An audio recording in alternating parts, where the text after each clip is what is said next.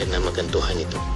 Lebih-lebih lagi apabila mereka mungkin banyak terpengaruh dengan sistem ilmu ataupun dalam falsafah dia panggil epistemologi yang hanya berasaskan kepada panca indera, kan, dia punya senses saja yang menentukan sama ada satu itu wujud atau tidak.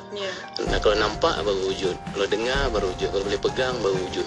Kalau yang tak nampak, tak boleh dengar, tak boleh rasa itu tidak wujud. Jadi akhirnya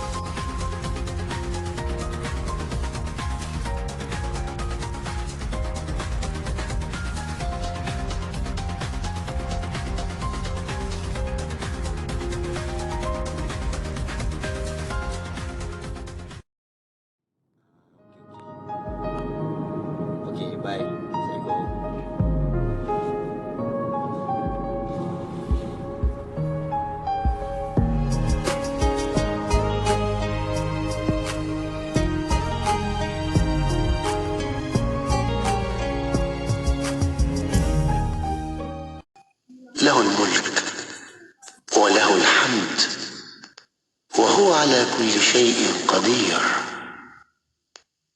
رب أسألك خير ما في هذه الليلة وخير ما بعدها،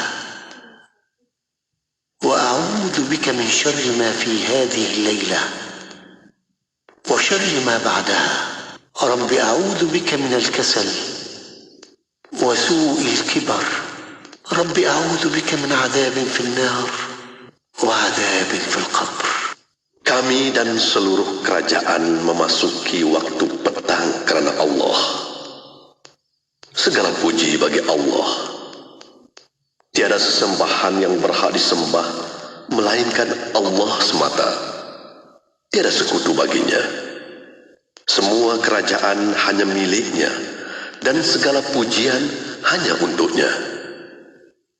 Dia maha berkuasa atas segala sesuatu.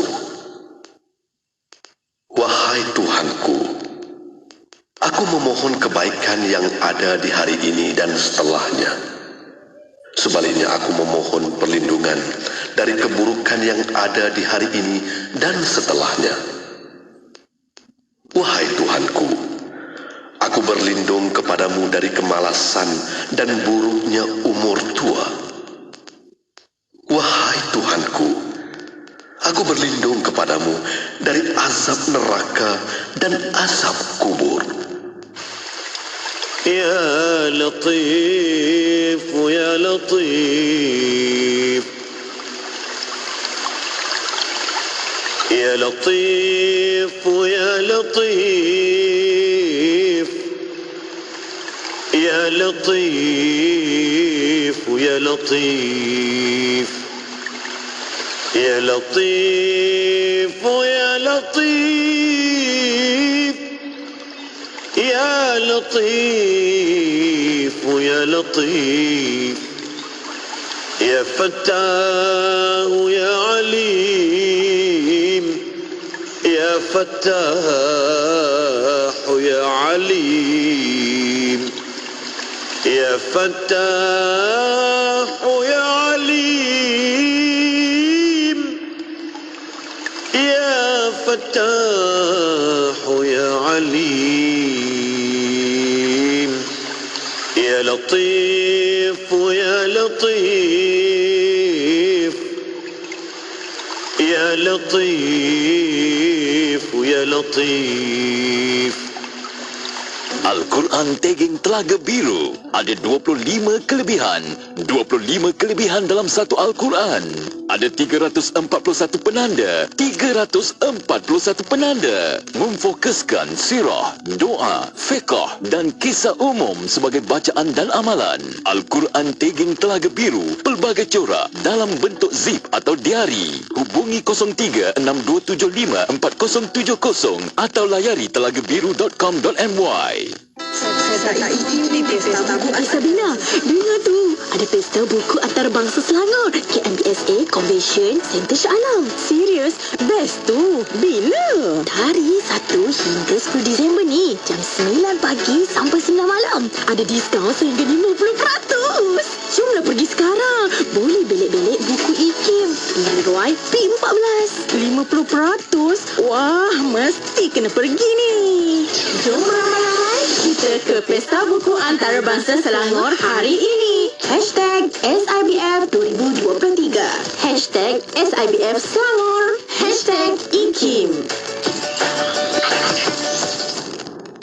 Kolej Universiti Islam Perlis, KUIPS, sebuah kolej universiti milik penuh Majlis Agama Islam dan Adat Istiadat Melayu Perlis, MAIPS, sedang membuka permohonan bagi kemasukan Februari 2024. Tawaran beasiswa penuh pengajian tinggi MAIPS KUIPS, tajaan penuh yuran pengajian dan pendaftaran, allowance sara diri RM300 setiap bulan dan asrama disediakan. Untuk sebarang maklumat lanjut, sila layari laman web KUIPS di www.kuips.edu.my. Jom masuk KUIPS. Di sini pencinta sunnah dilahirkan.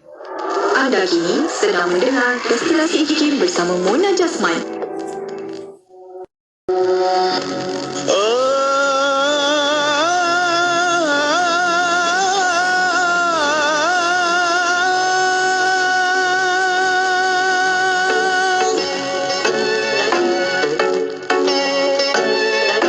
Darjatmu kan diangkat, bukti segala nikmat. Begitulah ganjaran dari Tuhan, membentuk peribadi luhurnya sanubari, agar sucinya jiwa dari muda. Ilmu akal laksana mata, lihat cahaya sempurna. Pelita ilmu menjaga nafsu dari dibelenggu jiwa yang lesu. Pelita ilmu menjaga kalbu menjadi tengku saat ku perlu.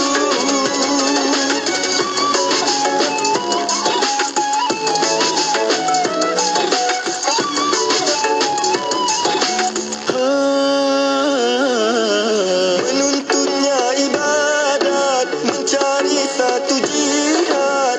Begitulah hakikat dalam hikmat. Ilmu akan laksana mata, lihat cahaya sempurna.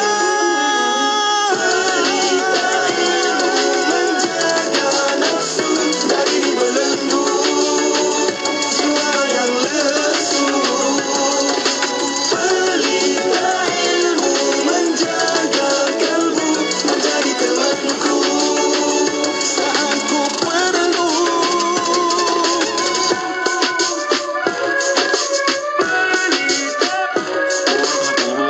Dari dibelenggu santapan ilmu penunjuk jalan jadi amalan penguat iman. Pelita ilmu menjaga nafsu dari dibelenggu jiwa yang lesu. Pelita ilmu menjaga kalbu menjadi temanku saat ku perlu.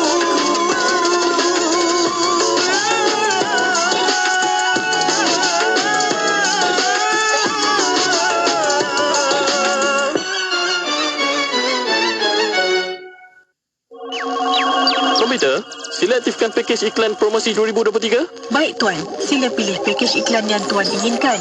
Baiklah, iklan beli satu percuma satu untuk semua jenis pakej iklan yang ada di IKIM. Baik Tuan, kami aktifkan. Pakej Rose, beli satu percuma satu aktif. Pakej Daily, beli satu percuma satu aktif. Pakej Target dan pakej Travelling, beli satu percuma satu aktif. Baiklah, terima kasih komputer. Ya, berita gembira kepada semua pengiklan dan peniaga di seluruh Malaysia. Kami di Radu IKIM kini mengadakan pakej iklan mega. Beli satu percuma satu khas untuk anda. Anda beli satu, kami berikan satu lagi pakej iklan secara percuma. Jadi, beli satu, dapat dua. Beli dua, dapat empat. Beli tiga, dapat enam. Tunggu apa lagi? Hubungi kami di talian 019-650-7976 sekarang juga. Ruang iklan adalah terhad. bertakluk kepada permanen syarat. Assalamualaikum warahmatullahi wabarakatuh. Saya Don Daniel Don Biaji, pemilik syarikat Mahabbatin Travel and Tours. Jom sertai Umrah Solat Selawat bersama saya pada 31 Januari 2024 atau 4 Februari 2024. Saya sendiri yang akan membimbing umrah anda. Tempat adalah Terhad. Hubungi kami di 019-388-3944 atau pejabat Mahabbatin 0355246674. Mahabbatin Travel and Tours hanya kerana cintanya. Ayuh kita, lipat gandakanlah rezeki kita dengan menyumbang seikhlas yang mungkin kepada pembinaan Masjid Kampung Sungai Pusu Gombak Selangor di laman sesawang masjidsungaipusu.com atau terus ke akaun Bank Islam Jawatan Kuasa Pembinaan Masjid Yusof 1416-20110-00520. Jom berwakaf. Kota Baru 89.8 FM.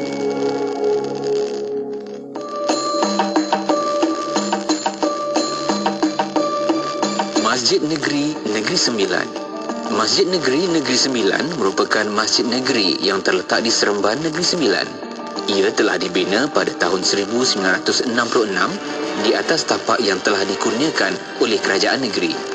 Memandangkan Negeri Sembilan pada masa itu belum mempunyai masjid negeri, maka kerajaan Negeri Sembilan di bawah pimpinan yang amat berhormat Tan Sri Dr. Muhammad Said bin Muhammad, Menteri Besar Negeri Sembilan ketika itu, telah bersetuju supaya masjid negeri dibina di kawasan seluas lebih kurang 2 hektar bagi menggantikan Masjid Jami' Bandar Seremban yang tidak dapat menampung para jemaah yang semakin bertambah.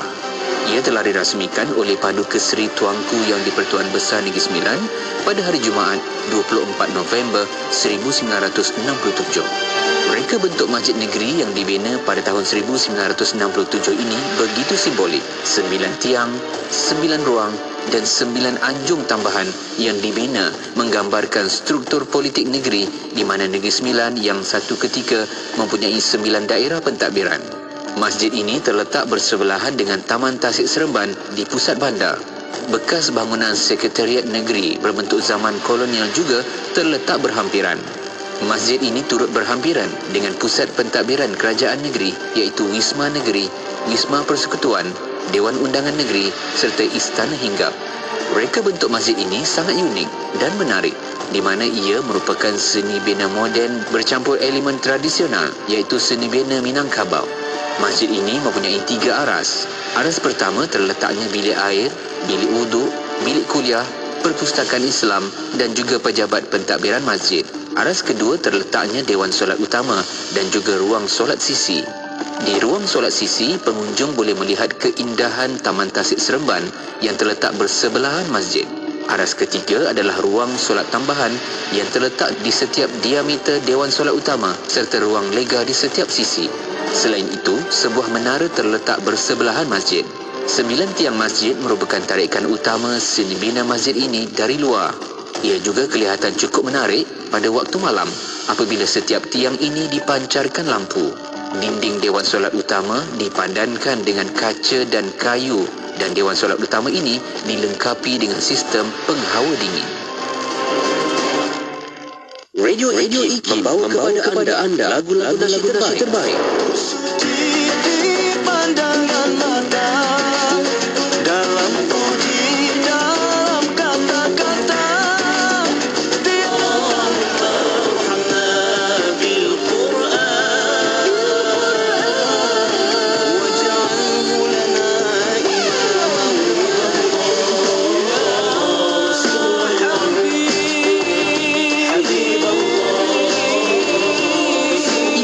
Beri anda lagu-lagu nasyid yang mengusik jiwa. IKIM, inspirasi euforia Islami. Kuala Terengganu 100.2. Bismillahirrahmanirrahim. Alhamdulillahirrahmanirrahim. Wassalatu wassalamu ala asyrafil anbiya wal mursalin Sayyidina Muhammad wa ala alihi wa sahbihi ajma'in. Assalamualaikum warahmatullahi ta'ala wabarakatuh kepada para pendengar yang masih setia bersama kami di Radio Institut Kefahaman Islam Malaysia Radio IKIM. Alhamdulillah untuk waktu ini masih lagi bersama destinasi IKIM menemani anda sehingga jam 7 malam nanti. Dan untuk jam kedua bersama destinasi, Alhamdulillah kita akan bersama rancangan Fas'aluna Tanyalah Kami. Dan untuk rancangan Fas'aluna Tanyalah Kami untuk petang ini, kita membawa secara langsung di FB Live IKIM FM, di YouTube IKIM Media. Untuk para pendengar boleh tonton di situ, dan soalan pertanyaan kita akan buka ruang dan peluang untuk anda boleh hantarkan melalui WhatsApp konti 01129004 dan juga boleh tinggalkan soalan anda di FB Live IKIM FM, di YouTube IKIM Media. Dan Alhamdulillah untuk petang ini bersama bersama yang berusaha Dr. Muhammad Farid Muhammad Syahran, Pengarah Pusat Kajian Syariah Undang-Undang dan Politik Institut Kefahaman Islam Malaysia di konti pada waktu ini mengalukan kehadirannya. Assalamualaikum Doktor. Waalaikumsalam warahmatullahi wabarakatuh. Apa khabar Doktor? Kaifa haluka? Alhamdulillah. Bikhair. Alhamdulillah. Terima kasih Doktor. Lama tak jumpa, masya-Allah. Alhamdulillah. Walaupun sibuk macam mana pun meluangkan masa untuk Fas'aluna pada petang ini. Alhamdulillah. Terima kasih Doktor. Dan bersama Doktor, insya-Allah Doktor akan bincangkan tentang ada satu soalan yang kita nak bangkitkan bersama rancangan Fas'aluna. Bolehkah umat Islam bangkit semula? Dan untuk waktu ini bersama Doktor untuk mukadimah ini, silakan Doktor. Ya, terima kasih Mona. Sama. Dan para pendengar yang dihormati sekalian, alhamdulillahirabbil alamin. Wassalatu wassalamu ala Rasulillah wa ala alihi wa sahbihi ajma'in. Rabbi shrah li sadri wa yassir li amri wahlul 'uqdatam min lisani yafqahu qawli. Subhanaka la ilma lana illa ma 'allamtana innaka antal alimul hakim. Wa la haula wa la quwwata illa billahil aliyyil azim. Alhamdulillah, kita bersyukur kepada Allah Subhanahu wa taala atas segala nikmat yang telah diberikan kepada kita. Dan kita juga bersyukur atas nikmat kita dapat tunduk kepada Allah Subhanahu wa taala sebagai seorang muslim, dan kita beriman dengan Allah Subhanahu wa taala dengan keimanan yang sebenar-benarnya. Dan kita juga bersyukur atas nikmat ilmu yang telah dikurniakan oleh Allah Subhanahu wa taala, termasuklah ruang perbincangan dalam radio IKIM ini, IKIM FM, yang begitu banyak sekali dan saya pun dah lama tak ke konti ni kan. Saya kira-kira dekat 7-8 bulan juga. Betul. Sebab giliran itu kita berikan kepada yang lain. Dan alhamdulillah saya dapat bersama pada petang ni. Dan tajuk kita seperti yang disebut oleh Datin Mona tadi ialah kita nak bercakap tentang bolehkah umat Islam bangkit semula. Ini satu persoalan yang besar lah, yang saya rasa kalau kita buat perbahasan pun banyak pandangan-pandangan pastinya Mona yang akan diberikan berkait dan berhubung dengan persoalan ini. Pastinya bila kita tanyakan bolehkah umat Islam bangkit semula tu, kita kena bersetuju dululah bahawa kita ni memang belum bangkit lagi kan. Mungkin ada yang mengatakan saya tak ada masalah, saya okey aja kan. Umat Islam semua pun tak ada masalah. Saya kira umat Islam sekarang kuat. Tapi kalau begitulah pandangan kita bahawa kita mengatakan umat Islam sekarang kuat, satu saja saya nak tanya, lihat saja apa yang berlaku di Palestin, kan? Kalaulah umat Islam itu kuat, perkara yang berlaku di Palestin tidak akan berlaku, kerana pastinya akan ada cara untuk kita mengatasi masalah tersebut. Tetapi kita lihat yang berlaku di Palestin itu, walaupun negara Islam begitu banyak sekali, tetapi kita tidak mampu untuk menahan satu negara kecil yang melakukan kezaliman, keganasan yang begitu hebat sekali ke atas saudara-saudara se-Islam kita di Palestin. Dan pastinya ia bukan perkara yang simple, dia begitu rumit sekali. Dia melibatkan bukan satu lawan satu, tetapi dia ada sebut hari ini geopolitiknya. Di sebalik itu ada kuasa-kuasa besar yang berada dan menyokong pelbagai pihak. Jadi kalaulah kita ambil Palestin sebagai contoh kita, pasti kita akan bersetuju bahawasanya umat Islam tu masih dalam keadaan yang lemah. Masih dalam keadaan yang lemah. Dan betul lah soalan kita pada hari ini, Mona, ya. Bolehkan umat Islam tu bangkit kembali? Maksud kita adalah kebangkitan yang akan dapat menyelesaikan banyak masalah-masalah yang dihadapi oleh umat Islam sendiri.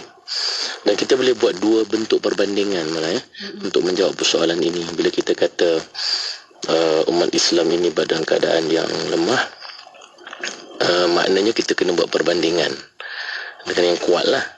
Satu, mungkin kita boleh lihat perbandingannya dengan bangsa dan negara dan kuasa yang ada pada hari ini di dunia ini. Pastinya kalau kita bandingkan umat Islam dengan kuasa-kuasa yang lebih besar seperti Amerika ke China ke Rusia ke, kan, maksudnya bangsa-bangsa Eropah, hatta China dan India sebagai sebuah negara yang bukan Eropah pun, mereka mempunyai pelbagai bentuk kekuatan-kekuatan yang boleh menggugat pihak-pihak yang lain, tetapi kita umat Islam, apa kekuatan kita yang boleh kita gunakan untuk paling kurang menyelamatkan saudara se-Islam kita di Palestin? Sudah pasti kita perlukan satu kuasa penggugat, kuasa untuk kita menggugat pihak yang telah menjajah, yang telah menzalimi saudara seagama kita di Palestin tersebut. Jadi itu sendiri sudah dapat kita lihat bahawasanya umat Islam itu sudah kehilangan banyak bentuk kuasa, mana, ya. Tadi kita bercakap tentang kuasa politik, kuasa ketenteraan. Tapi kalau kita lihat dalam aspek-aspek yang lain pun, contoh faktor ataupun bidang ataupun kuasa ekonomi misalnya, juga kita keterbelakang, dari segi ekonomi. Jadi ekonomi ini pun kita lihat ada gergasi-gergasinya yang menguasai keuangan dan juga perdagangan yang berlaku di seluruh dunia, yang tidak mampu kadang-kadang untuk kita lawan. Kemudian dari segi kuasa keilmuan, kuasa keilmuan dan kuasa pendidikan, yang ini juga kalau kita lihat hari ini ilmu itu sudah tidak lagi menjadi kekuatan milik umat Islam. Kalau kita lihat kiblat ilmu pengetahuan itu sudah berpindah, bukan lagi pada umat Islam tetapi pada sekali lagi kuasa-kuasa yang besar ini.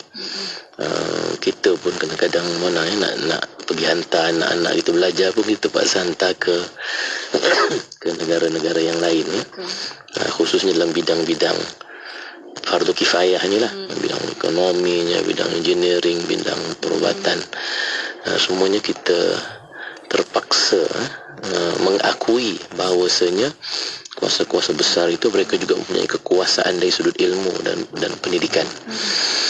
Even dari segi sosial, dari segi sosial, kehidupan, cara hidup misalnya. Kita tengok anak-anak muda kita hari ini, cara hidup Islam itu mungkin kadang-kadang tak menjadi pilihan kepada mereka, sebahagian mereka lah, kerana mereka lebih seronok, lebih bangga untuk dikaitkan dengan cara hidup, gaya hidup dari bangsa-bangsa dan negara-negara yang lain. Walaupun kita termasuk bahasa juga tu. Bahasa. Jadi hampir kita lihat keseluruhan aspek-aspek utama kehidupan itu tidak dikuasai oleh umat Islam, ya. Kemudian satu perbandingan lagi yang kita boleh buat, ialah antara Islam dengan Islam sendiri, iaitu Islam hari ini, umat Islam hari ini dengan umat Islam satu ketika dahulu, ketika mana kita menguasai, kita berada di tahap yang paling tinggi dalam pelbagai bidang, dalam politik, kekuasaan, dalam ekonomi, dalam pendidikan dan ilmu juga. Dulu kiblat ilmu pengetahuan itu satu ketika berada di Baghdad, di Baitul Hikmah, di Syria, di Mesir, dan hatta orang-orang yang bukan beragama Islam pun, ilmuwan-ilmuwan mereka amat kagum dan kemudian datang ke Baghdad untuk menuntut ilmu daripada tokoh-tokoh kita seperti Ibn Sina, Al-Farabi, Al-Kindi, Ibn Haitham dan lain-lain lagi. Dan dalam konteks agama pun tokoh-tokoh ilmuwan kita begitu ramai sekali, kita boleh senaraikan. Yang levelnya itu memang international level ya. Semua orang datang untuk berguru dengan tokoh-tokoh ilmuwan Islam ini. Saya baru pulang dari Uzbekistan lebih kurang 2 minggu atau 3 minggu yang lalu pelbagai nama, seratusan nama kita boleh sebut tokoh-tokoh yang datang daripada Uzbekistan itu. Dan dulu tak dipanggil Uzbekistan lah, dulu dipanggil sebagai Mawara'an Nahar ataupun dalam bahasa Inggeris ini dipanggil Transoxiana. Di Central Asia itulah, negara-negara Uzbekistan, Afghanistan, apa semua itu nama-nama besar yang lahir di situ Imam Bukhari. Saya sempat pergi ke makam Imam Bukhari di Samarkand. Imam Al-Maturidi, ini tokoh Ahlus Sunnah wal Jamaah yang cukup hebat, bersama dengan Imam Abu Hasan Al-Asy'ari, tokoh akidah Ahli Sunnah wal Jamaah.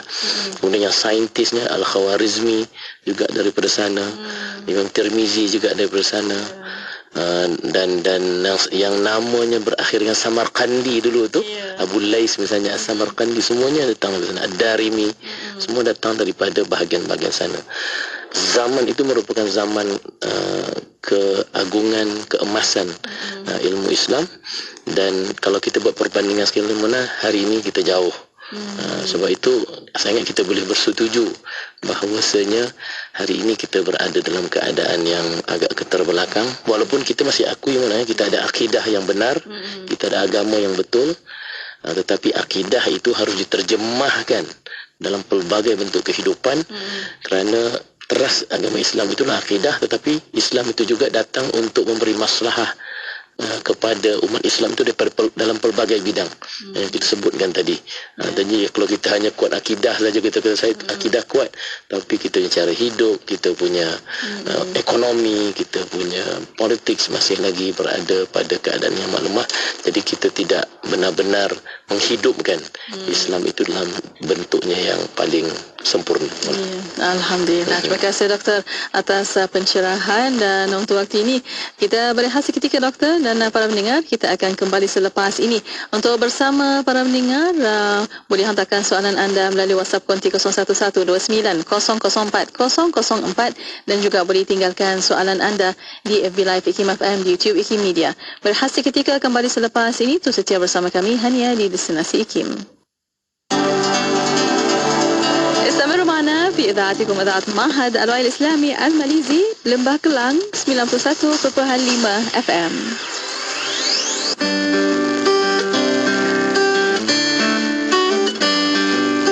Sekarang lihat hati. Memang betul sesuatu itu dinilai dengan kesucian hati. Tapi hati tak dapat dilihat. Yang terlihat adalah perilaku. Jadi, sucikan hati, indahkan peribadi. Daripada kami, Nausihat.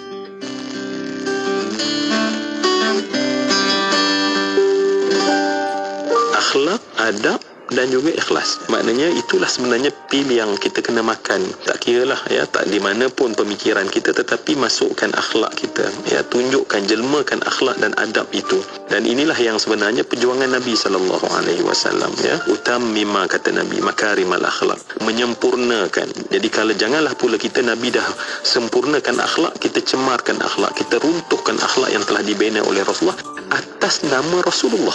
Atas nama kononnya perjuangan kita nak mengangkat Rasulullah, tetapi Masya Allah kitalah yang meluntuhkan yang apa disempurnakan oleh Nabi SAW. Nak dengar rancangan santapan jiwa untuk kehidupan? Semuanya ada di IKIM. Inspirasi Inforia Islami.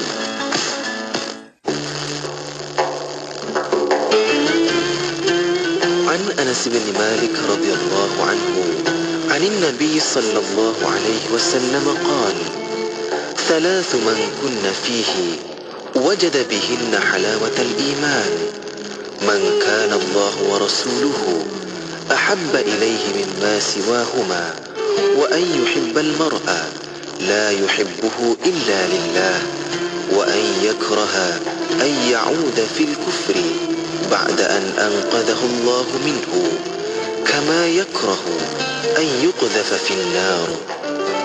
Daripada Anas bin Malik radhiyallahu anhu, bersabda Rasulullah sallallahu alaihi wasallam, 3 perkara apabila terdapat pada diri seseorang, ia merasai kemanisan iman.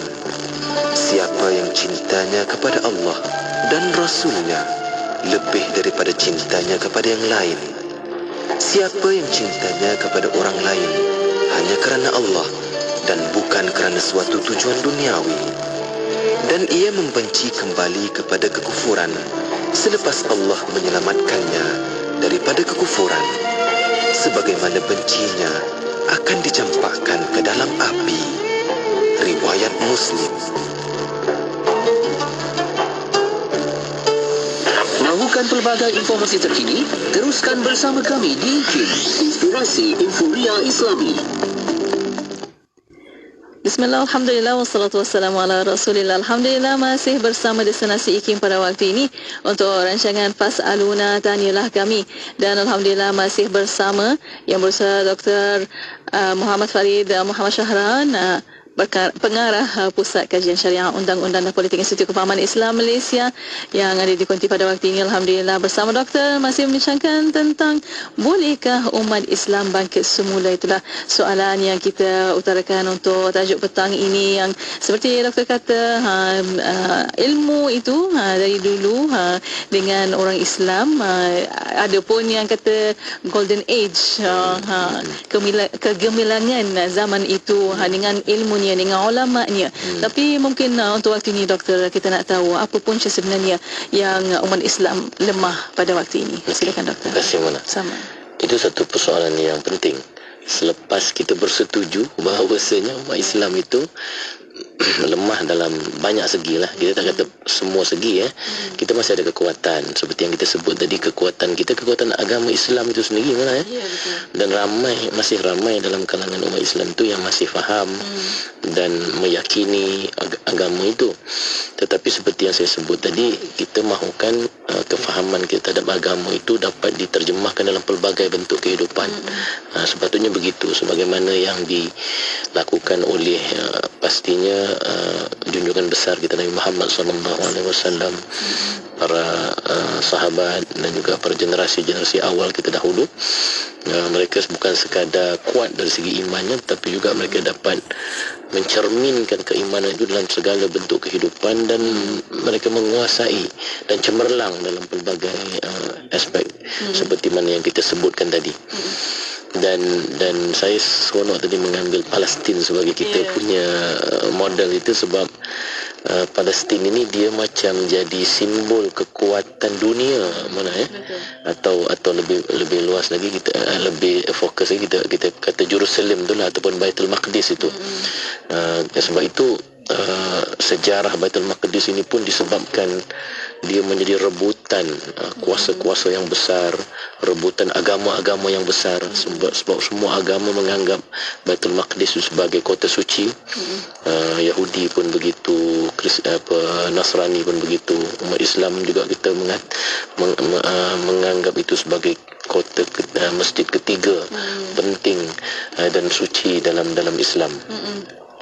Dan sebab itu sejarah Baitul Maqdis ini pun bukan sedikit mana Saya melihat satu kajian yang dibuat oleh seorang sejarawan di Amerika lah.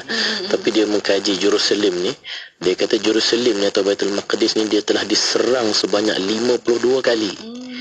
Dan dia telah dikepung sebanyak 32 kali. Dan dia telah ditawan sebanyak 44 kali, bertukar ganti oleh satu kuasa ke satu kuasa yang lain. Dan itu menunjukkan betapa strategiknya, pentingnya penguasaan terhadap Jerusalem atau Baitul Maqdis ini. Dan sebab itulah salah seorang yang dapat menawan atau menguasai Baitul Maqdis, panglima yang paling hebat, iaitu Salahuddin Al-Ayyubi. Dia pernah menyebut, dia kata sesiapa yang menguasai Baitul Maqdis sesungguhnya dia akan menguasai dunia. Dan Salahuddin Al-Ayyubi memang faham benar kerana untuk mendapatkan Baitul Maqdis itu bukan mudah, dengan jihad yang cukup besar, dan akhirnya apabila menguasai Baitul Maqdis itu, ternyata kekuasaan itu akan berkembang dan juga dapat menguasai dunia. Dan sebab itulah sampai hari ini begitu strategik tempat itu, semua nak klaim atau nak mendakwa, nak mengatakan bahawa Baitul Maqdis itu milik mereka. Pastinya kita orang Islam, sejarah kita paling kurang kita melihat tokoh-tokoh besar yang telah menguasai Baitul Maqdis seperti Sayyidina Umar Al-Khattab dan juga Salahuddin Al-Ayyubi. Jadi mungkin hari ini Mona akan tanya, mana dia Salahuddin, kita masih tidak datang lagi kan. Salahuddin zaman ini ni tidak datang kembali. Jadi dia kembali kepada persoalan kita tadi. Kalau kita lemah, macam mana kita melahirkan Salahuddin itu? Sebab pastinya Salahuddin Al-Ayyubi, ini saya cadang minggu depan saya akan kupas. Ada 1-2 buku yang mengkaji macam mana akhirnya Salahuddin Al-Ayyubi itu boleh menguasai Baitul Maqdis kembali. Dan dia bukan satu proses yang pendek. Dia proses yang panjang, masanya juga panjang, dan dia bukan dimulakan oleh Salahuddin sendiri, tapi dia dimulakan oleh generasi-generasi yang sebelumnya, khususnya ilmuwan. Jadi itu penting Mona ya, tapi itu kita simpan untuk jadi hari ini nak jawab persoalan Mona tadi. Apa puncanya? Sebenarnya ramai tokoh-tokoh pemikir Islam kontemporari yang cuba untuk menjawab persoalan apakah punca kelemahan umat Islam ini. Dan saya bagi beberapa contoh. Di Malaysia sini kita ada tokoh besar ilmuwan Islam, iaitu Syed Muhammad Naqib Al-Atas. Beliau menganalisa dan mengkaji masalah umat Islam pada hari ini dalam beberapa karya besar beliau. Misalnya kalau bahasa Melayunya Risalah untuk Kaum Muslimin. Ini beliau banyak menceritakan tentang punca kelemahan umat Islam itu. Dalam bahasa Inggeris ada buku Islam and Secularism, menceritakan tentang bahawanya sekularisme itu yang merupakan satu aliran ideologi falsafah yang telah macam meracuni pemikiran umat Islam, yang akhirnya menjadikan umat Islam itu lemah. Ada karya Syed Hussein Nasar misalnya, juga seorang tokoh pemikir, Islam and the Plight of Modern Man. Cerita tentang bagaimana orang-orang Islam zaman moden ini sedang dalam dilema yang besar menghadapi satu penjajahan baru yang dinamakan modernism ni kan. Ada satu lagi tulisan oleh Abu Hamid Abu Sulaiman daripada Triple IT, The Crisis of Muslim Mind. Jadi semua tajuk-tajuk itu sendiri menggambarkan betapa mereka berusaha untuk mencari persoalan yang Mona tanya tadi. Apakah punca kelemahan umat Islam pada hari ini? Dan kalau boleh saya bagi sedikit summary lah kan, tentang apa yang mereka cuba berikan, khususnya yang saya rasa yang lebih mendalam perbahasan dan lebih teliti itu adalah daripada Profesor Syed Naqib Al-Atas. Beliau mengatakan mungkin hari ini ramai yang menyangka Mona ya, masalah kita adalah masalah tidak ada kuasa politik, tidak ada kuasa ketenteraan. Sebab itu kita tak boleh nak selamatkan Palestin daripada jajahan ni, sebab kita tak ada ketenteraan yang kuat, kita tak ada kepimpinan yang hebat. Profesor Al-Atas misalnya, dia mengatakan bahawa betul itu merupakan masalah semasa kita. Kelemahan kepimpinan, kelemahan ketenteraan, kelemahan kuasa kebendaan ini. Tetapi kalau kita tanya lebih lanjut kekuatan kekuasaan itu didatang dari mana? Kan? Hatta di barat pun kalau kita tengok hari ini kehebatan barat, Amerika Syarikat ke China ke kan, ataupun Rusia ke malah Israel, orang Yahudi itu sendiri, sebenarnya kekuatan mereka adalah kekuatan ilmu. Kekuatan yang akhirnya membawa kepada kekuatan ketenteraan, kekuatan politik itu sebenarnya datang daripada kekuatan ilmu. Ilmulah yang akhirnya membawa kepada perkembangan kreativiti manusia, perkembangan disiplin-disiplin ilmu yang akhirnya melahirkan macam-macam bentuk ilmu pada hari ini, yang akhirnya melahirkan kekuatan, kekuasaan, ketenteraan dan juga politik tersebut. Jadi mau tidak mau kita kena akui bahawasanya untuk kita mengenal pasti macam doktor lah kita jadi doktor kita nak tengok punca penyakit Kalau kita hanya melihat simptom-simptom saja yang benda luar-luar kita tengok mungkin kulit dia merah-merah kan, ataupun berpeluh-peluh, dia tak akan dapat jawapan yang sebenar. Tapi doktor ni dia dah belajar mana. Yang kulit merah tu, yang beruam-ruam tu mungkin darahnya tu kotor. Dia pergi ke dalam mana. Dia pergi kepada punca. Kalau berpeluh-peluh tu mungkin jantung dia ke kan, ataupun darahnya meningkat tinggi ke apa semua. Jadi akhir sekali kita punya diagnosis itu dia mesti pergi ke dalam, ke punca, ke akarnya. Sama juga kalau kita ni macam doktor lah ni, nak mengkaji penyakit umat Islam ni sebenarnya simptomnya ada. Dan simptomnya yang tadi lah mana, kita tengok kat luar kita lemah dari segi ketenteraan, tetapi sebab kepada kelemahan ketenteraan itu apa? Kalau kita pergi lebih mendalam dan kita baca karya-karya tokoh-tokoh pemikir kita ni, mereka mengatakan punca, akar kepada simptom yang kita nampak ni adalah kembali kepada masalah ilmu. Masalah ilmu. Jadi kita kena, dan ini sifir sejarah yang dah berlaku dalam mana-mana tamadun dan peradaban pemana. Dia bermula daripada kekeliruan ilmu, kesalahan dalam bentuk ilmu, kejahilan, pegangan hidup yang sebenar. Macam orang Islam ni, dia dah lupa Quran, dia dah lupa ajaran-ajaran agama yang sebenar, dia lupa akidah dia yang sebenar. Tuhan pun dia tak apa kenal dah. Dia ingat Tuhan tu macam kawan dia macam mana. Ketika dia lemah barulah dia nak berdoa kepada Tuhan. Hari dia tak lemah, dia tak pula hari dia seronok gembira, dia lupakan Tuhan. Itu satu kekeliruan mana dari sudut akidah.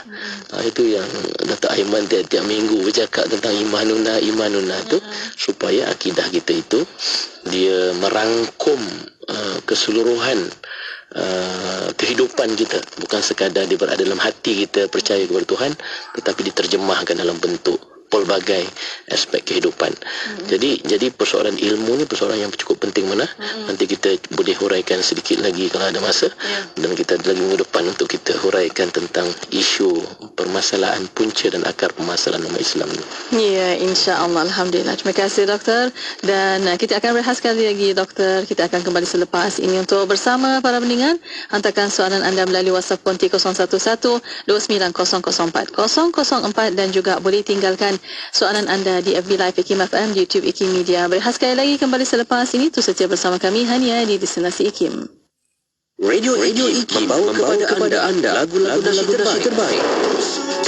Di pandangan mata, dalam puji, dalam kata-kata, tiada bil Quran, waj'alhu lana imaman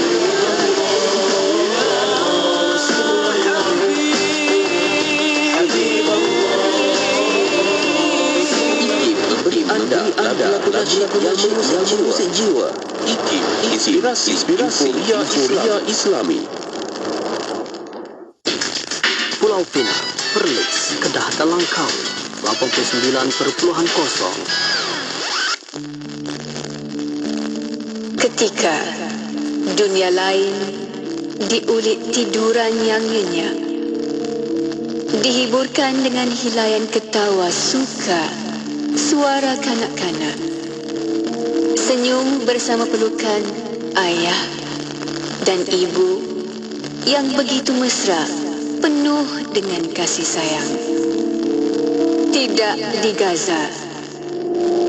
di Gaza, anak-anak kecil terlepas dari pelukan ibu-ibu, ayah-ayah, menutup mata dengan daging berkecai, wajah-wajah berlumuran darah, diselimuti kain cadar putih, dibelit hujung kepala, tangisan tanpa henti, kezaliman meratah ke rongga isi perut dan rongga kepala, dimamah derita saban hari.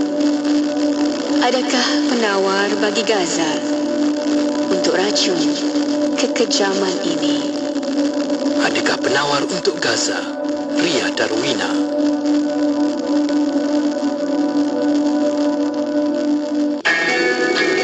According to WHO, nearly 1.3 million people die in road crashes each year. On average, 3,287 deaths a day. Drivers who are texting can be 23 times more likely to crash than non-distracted drivers. Posting to social media, checking email, programming a navigation system, or watching a video are among the many excuses people tend to give when they are asked why they text while driving.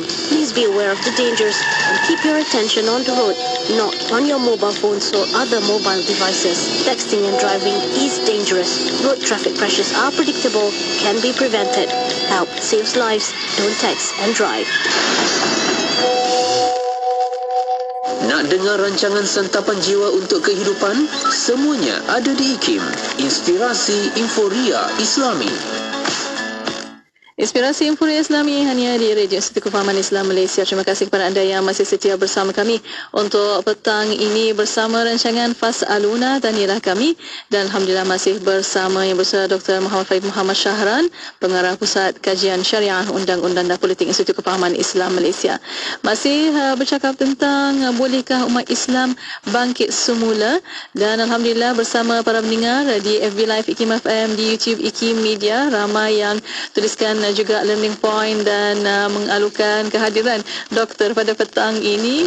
Rusna Hassan, Sarifah Kasim, ramai lagi, KB Kamarul, dan ada beberapa komen dan soalan doktor daripada para pendengar.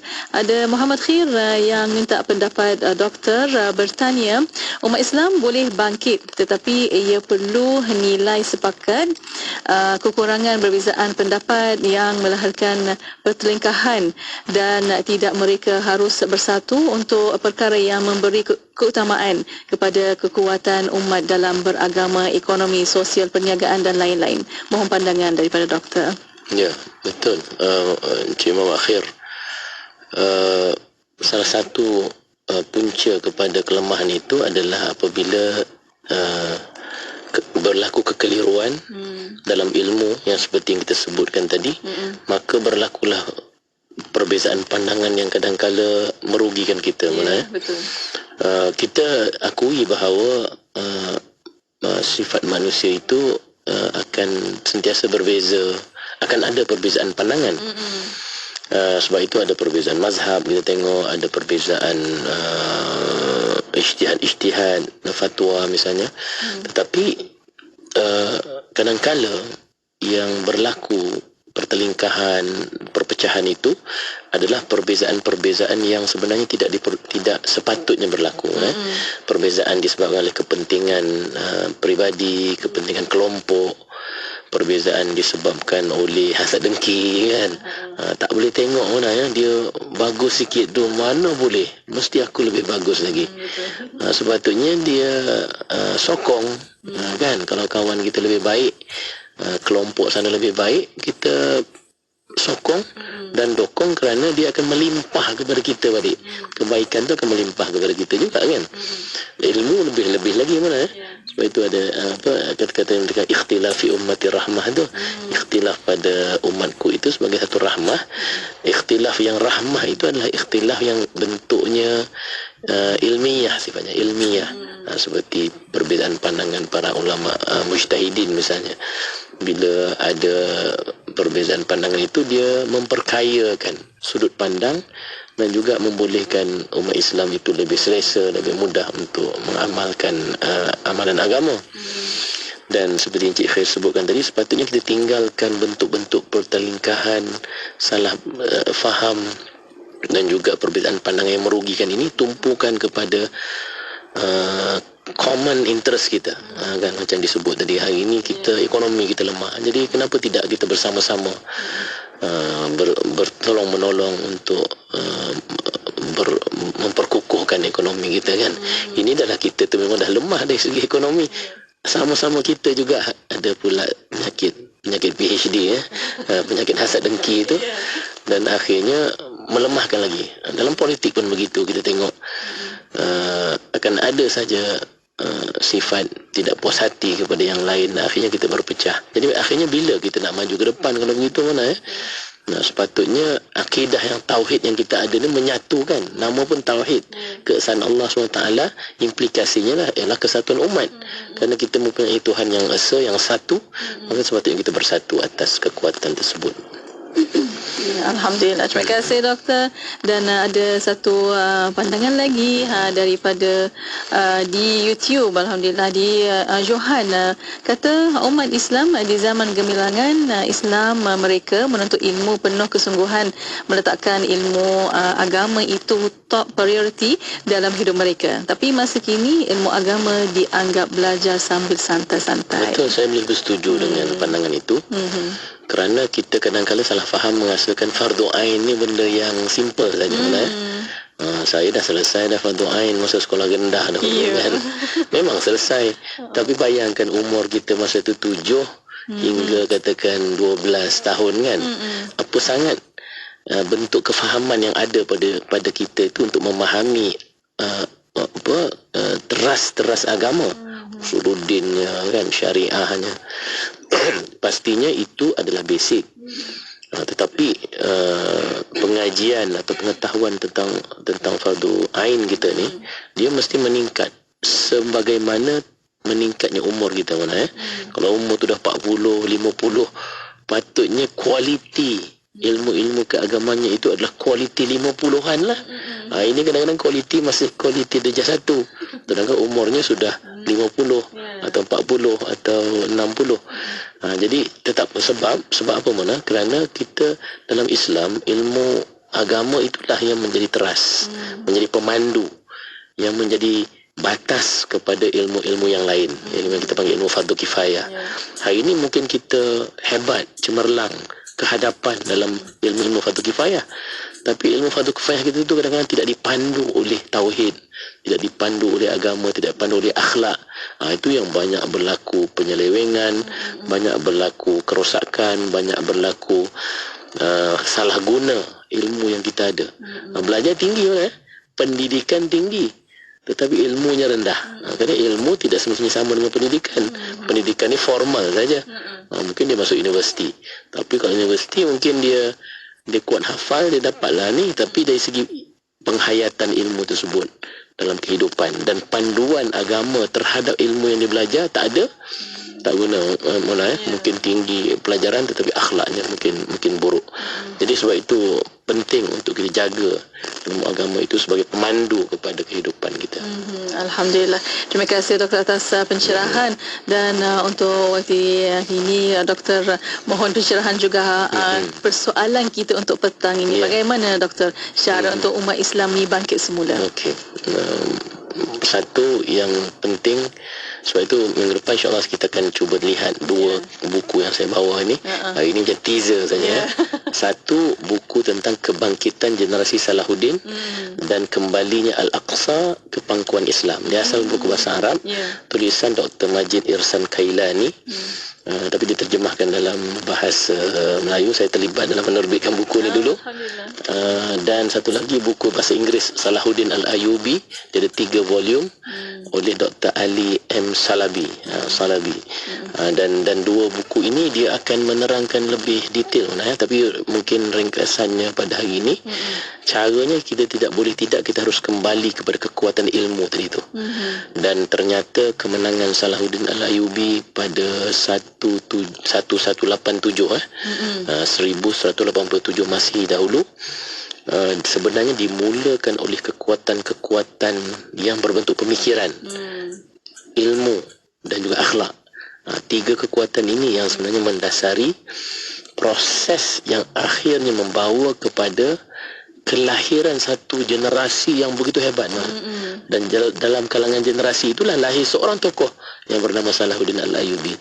Maknanya dalam the whole generation tu, bukan Salahuddin Al-Ayyubi saja yang hebat, sebenarnya semuanya hebat. Cuma Salahuddin Al-Ayyubi ni dia memimpin pada ketika itu. Dan nanti kita akan ceritakan betapa hebatnya dia akhlak dan juga kualiti keilmuannya. Dan daripada generasi yang hebat itulah lahirnya tokoh yang hebat.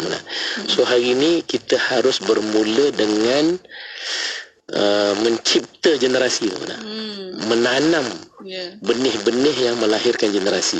Yang ini usahanya begitu mendalam, begitu hebat, begitu gigih. Tak boleh kita main seronok-seronok cakap saja, berretorik saja orang kata kan. Tapi kita harus bermula dengan ilmu, kita bermula dengan pendidikan. Apa bentuk pendidikan dan ilmu itu nanti insya-Allah kita cuba huraikan pada minggu hadapan, supaya mana kita boleh mendapat i'tibar. Ini namanya i'tibar, ibrah daripada sejarah kita sendiri. Kita ada sejarah yang kaya mana, tapi kadang-kadang kita tak nak pandang belakang lah. Kita nak pandang ke depan saja. Macamlah kita tidak ada sesuatu yang baik di belakang kita, kan? Sebenarnya kalau kita menoleh ke belakang, mana kita membaca sejarah, daripada sejarah itulah akan kita mendapat mutiara-mutiara hikmah yang cukup hebat untuk kita maju ke hadapan. Jadi kadang-kadang kita berundur selangkah untuk kita lebih maju 10 langkah ke hadapan. Jadi sebab itulah insya-Allah kita cuba nanti lihat sejarah kita, bagaimana kekuatan yang melahirkan tokoh-tokoh besar seperti Salahuddin Al-Ayyubi yang akhirnya dapat membebaskan Baitul Maqdis daripada cekaman musuh, dan tidak timbul nanti soalan di mana Salahuddin kita, kerana kita akan insya-Allah lihat di mana yang kita boleh melahirkan Salahuddin yang baru ini. Alhamdulillah. Terima kasih banyak-banyak doktor atas pertemuan untuk petang ini. Banyak soalan sebenarnya doktor, tapi nanti kita akan bawa ke minggu hadapan insya-Allah. Dan mungkin untuk waktu ini tinggal sedikit masa lagi, mungkin ada kesimpulan dan kata-kata akhir daripada doktor, silakan. Ya, terima kasih Mana. Kita hari ini bawa soalan besar ni. Ya, betul. Soalan yang besar yang melibatkan semua umat Islam. Bolehkah umat Islam bangkit semula? Tujuannya apa? Supaya kita dapat menganalisa secara baik, secara tuntas apa sebenarnya permasalahan kita. Bukan nak cari kelemahan, tetapi nak mencari jalan-jalan supaya kita dapat menyelesaikan masalah kita dan kita maju ke hadapan, ya. Dan insya-Allah kita usaha untuk mencari kekuatan-kekuatan tersebut untuk kita bangkit semula. Allah. Insya-Allah. Amin amin ya rabbal alamin. Terima kasih Dr. Farid atas pertemuan untuk petang ini. Insya-Allah kita jumpa lagi doktor. Assalamualaikum. Assalamualaikum warahmatullahi wabarakatuh. Alhamdulillah. Dan untuk para pendengar, terima kasih kepada anda, dan untuk anda terus setia bersama kami di Destinasi IKIM, Inspirasi Infuriah Islami. Ketahui bila segmen-segmen kegemaran anda akan ke udara di Radio IKIM. Layari www.ikim.my dan klik di ruangan radio. Terdapat juga info-info menarik mengenai personaliti Radio IKIM. IKIM, Inspirasi Infuriah Islam.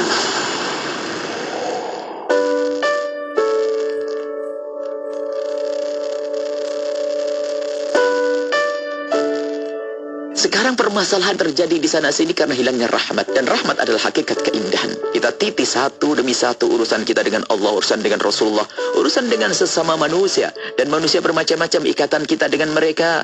Ada dia adalah istri kita atau suami, ada anak, bahkan ada bekerja yang bersama kita, atau mungkin kawan-kawan dalam bisnis berniaga. Semua ini adalah manusia-manusia.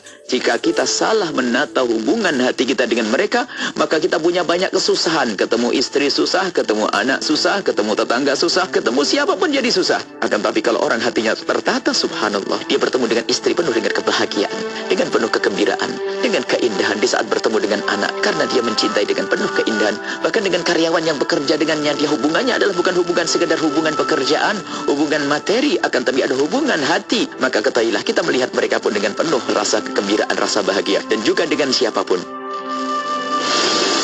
Kuala Terengganu 100.2. Subhanallah walhamdulillah wa la ilaha illallah wallahu akbar wa la hawla wa la quwwata illa billah. Subhanallah walhamdulillah wa la ilaha illallah wallahu akbar wa la hawla wa la quwwata illa billah.